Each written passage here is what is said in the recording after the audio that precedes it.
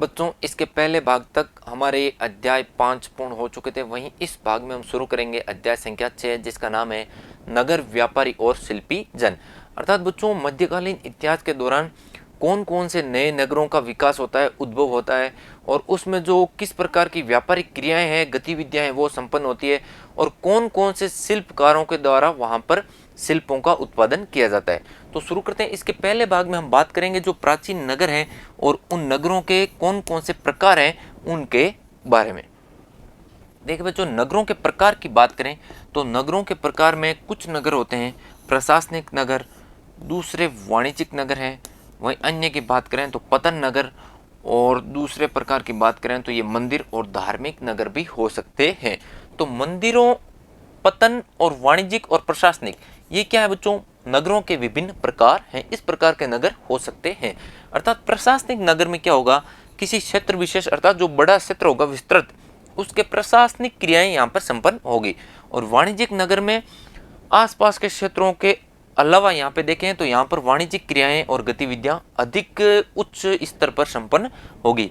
और पतन नगर की बात करें तो जो बंदरगाह या फिर समुद्र के किनारे वाले नगर है वो पतन नगर के नाम से जाने जाते हैं। और जिन नगरों का महत्व है धार्मिक दृष्टि से या फिर मंदिरों की दृष्टि से होता है, वो मंदिर या फिर धार्मिक नगर कहलाते हैं। कई नगर एक साथ अनेक प्रकार के भी हो सकते हैं, और वे प्रशासनिक और मंदिर नगर होने के साथ साथ में वाणिज्यिक क्रियाकलापों और शिल्प उत्पादन के जो महत्वपूर्ण केंद्र है वो भी हो सकते हैं। अर्थात एक कोई विशेष प्रकार का नगर, कोई भी एक नगर मान लो, वो प्रशासनिक के साथ साथ में वाणिज्यिक, पतन और मंदिर या फिर धार्मिक नगर भी हो सकता है। अर्थात एक से अधिक विशेषताएं रखने वाले नगर भी हो सकते हैं।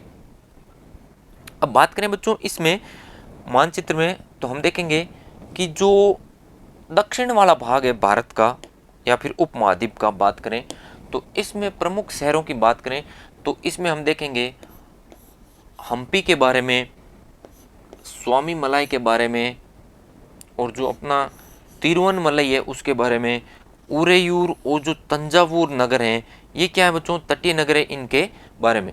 तो यहाँ पे आप ध्यान रखें बच्चों कि जो ये मानचित्र है भारतीय उपमहाद्वीप का, इसके जो दक्षिण वाले भाग में स्थित महत्वपूर्ण नगर हैं उरेयूर, तंजावुर, तिरुवनमलई, स्वामीमलई, हम्पी, बीजापुर, इनकी स्थिति आप अपने दिमाग के अंतर्गत रखें। देखें, बात करेंगे प्रशासनिक नगरों में तो सबसे पहले देखेंगे तंजावुर, जिसे मानचित्र में हमने अभी देखा है कि जो दक्षिण वाले भाग का क्या है, एक प्रमुख नगर है। यह नगर चोल राजाओं की क्या है बच्चों? राजधानी थी, और कावेरी नदी के तट पर यह सुंदर नगर बसा हुआ है। राजा राजराज चोल ने राजराजेश्वर जो मंदिर है उसका निर्माण करवाया, और नगर के जो वास्तुकार हैं कुंजर मल्लन, राजराज पेरू थच्चन, इनका नाम मंदिर की दीवारों पर उत्कीर्ण किया गया है, और इसी से हमें पता चलता है कि इस नगर के वास्तुकार कौन थे। मंदिर के भीतर एक विशाल शिवलिंग भी स्थापित किया गया है राज राजेश्वर मंदिर के अंतर्गत, जो चोलों का क्या है, प्रमुख मंदिर है। मंदिर के अलावा बात करें, नगर में अनेक राजमहल भी बने हुए हैं, और जिनमें बने जो मंडप है वहां पर राजा लोग अपना क्या लगाते थे? दरबार लगाते थे, और अधीनस्थों के लिए वहीं से क्या होता था? आदेश जारी होते थे।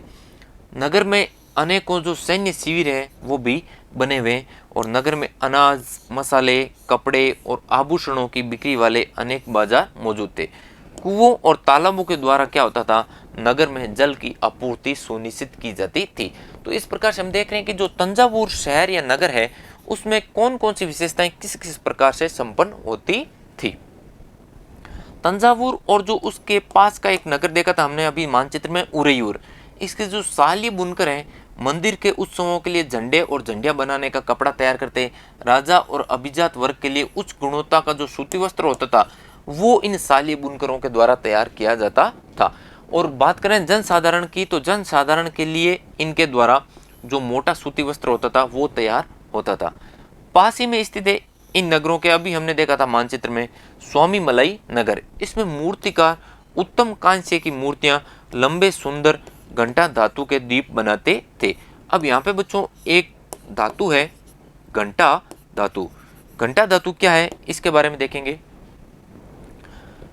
कांसा, घंटा धातु और जो लुप्त मोम की जो तकनीक है उसके बारे में बात करते हैं। कांसा क्या है बच्चों, एक मिश्र धातु होती है जो तांबा और टिन अर्थात रांगा भी बोला जाता है टिन को, इनके एक विशेष अनुपात के मिलाने से ये धातु बनती है। अर्थात तांबा और टिन का जो मिश्रण है उससे क्या धातु बनती है, कांसा धातु बनती है। घंटा धातु में रांगे अर्थात जो टिन का अनुपात है वो अन्य किस्म के कांसे से क्या होता है, अधिक होता है और ये घंटे जैसी ध्वनि उत्पन्न करती है। अर्थात घंटा धातु उस धातु को कहेंगे जिसमें तांबा के साथ में टिन की मात्रा अधिक होगी अन्य धातुओं की अपेक्षा। तो जो एक नई धातु बनेगी उसके द्वारा घंटे के जैसी ध्वनि उत्पन्न होने के कारण ही इस धातु को क्या कहेंगे, घंटा धातु कहेंगे। चोलकालीन कांस्य मूर्तियां लुप्त मोम की तकनीक से बनाई जाती थी।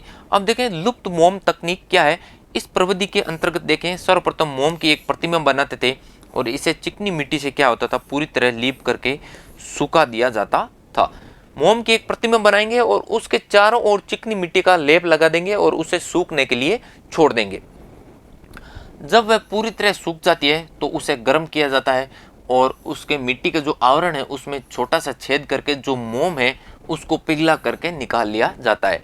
फिर चिकनी मिट्टी के खाली सांचे में जो छेद है जिससे मोम निकला है उसी छेद के द्वारा पिघली हुई धातु उस ढांचे के अंतर्गत भर दी जाती है और जब वह ठंडी होकर ठोस हो जाती है तो चिकनी मिट्टी के आवरण को क्या करेंगे, सावधानी पूर्वक हटा लिया जाएगा और उसमें से निकली प्रतिमा को साफ करके चमका दिया जाता है। इस डायग्राम के अंतर्गत देखें बच्चों, इस प्रकार की मूर्तियां लुप्त मोम तकनीक के द्वारा बनाई जाती थी चोलकालीन साम्राज्यों के अंतर्गत।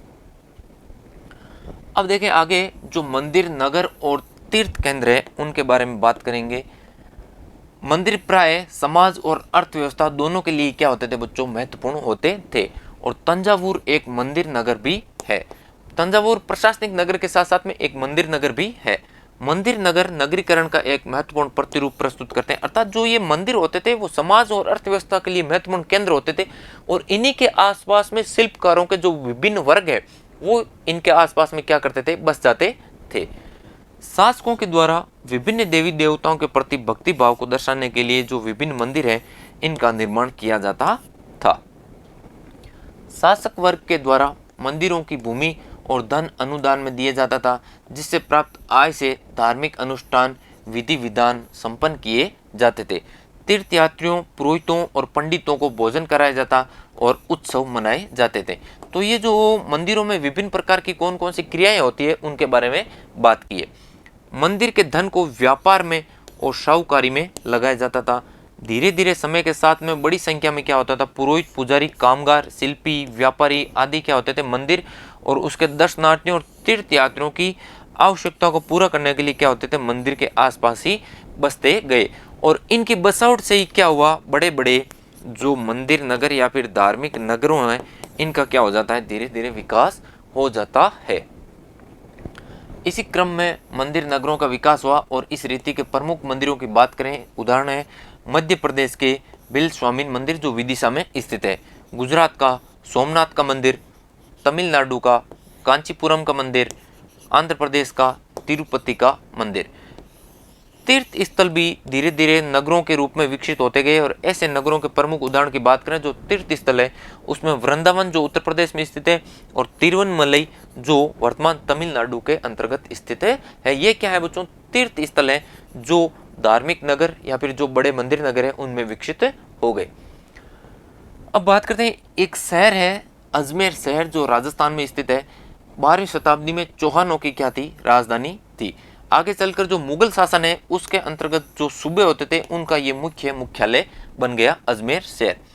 प्रसिद्ध सूफी संत है ख्वाजा मुइनुद्दीन चिश्ती 12वीं शताब्दी में यहाँ बस गए थे और उनके दर्शनार्थी और जो श्रद्धालु हैं वो सभी पंथों और मतों से क्या थे, जुड़े हुए थे। अजमेर के निकट ही बात करें, जो पुष्कर तालाब या पुष्कर झील है वहां पर क्या है, प्राचीन कालीन विश्व प्रसिद्ध ब्रह्मा जी का एकमात्र मंदिर स्थित है। तो बच्चों इस भाग में हमने देखा कि किस प्रकार से जो नगरों के विभिन्न प्रकार हैं वो विकसित होते गए और विभिन्न जो नगर हैं वो कौन कौन से क्षेत्र में विकसित हुए और किस किस प्रकार के जो कार्य होते थे वो वहां पर किए जाते थे।